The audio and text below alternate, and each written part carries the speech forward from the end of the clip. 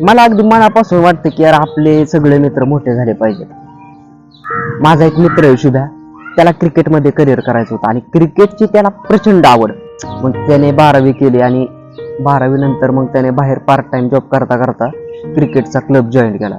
पण त्या क्रिकेट खेळासाठी लागणारे इक्विपमेंट्स खूप महागडे असायचे आणि त्याचा खर्च त्याला पेलवला नाही, कारण कुटुंबावर आधीच बहिणींच्या लग्नांमुळे कर्जाचा डोंगर कोसळला होता.